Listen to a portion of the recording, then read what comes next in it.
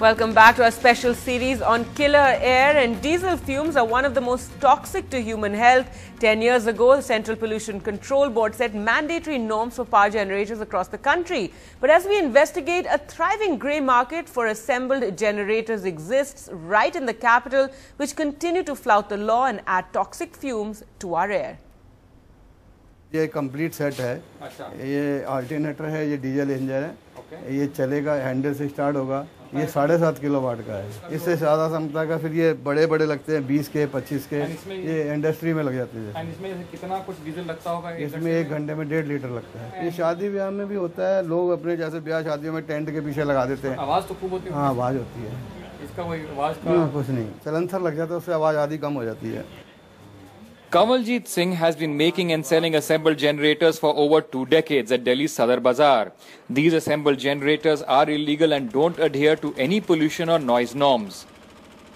Each time there is a power cut in the city, in fact, this is the kind of scene that you'll see generators take over to try and provide that much needed power, but also with it, lots and lots of noxious fumes. Ujjwal Ghosh, one of those people who actually contacted NDTV, he wrote in to the Killer Air campaign that we're running. This is supposed to be the poshest market in Noida, and whenever we come over here, we are confronted by these fumes and this sound, where we can't do anything peacefully.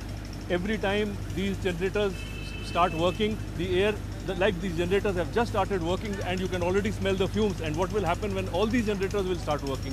The worst part is that the moving parts are not covered. There is no protection around the moving part. So if by chance any person gets near them, their clothes might get entangled and they might get hurt as well. Powering homes, factories, construction sites and cell phone towers, the generator market has been growing at an estimated 10% every year. While there are no estimates for the illegally assembled generators sold across India, in 2013 alone, 1.2 lakh legally made diesel generators were sold in the country, made by a dozen manufacturers. But ironically, these ones sold don't require any annual inspection or certificate. Well, I have to take my car to the PUC for the PUC certificate every 3 months. There should be a pollution control check, and whatever generators are sold should have some kind of a certification like a Bureau of Indian Standards. It's not going to be an impossible task, is it? Not at all, not at all. Whether you live in Lutyens, Delhi or whether you live in Noida, it is the same air you are breathing. So it is better that the government realizes the problem and takes action immediately.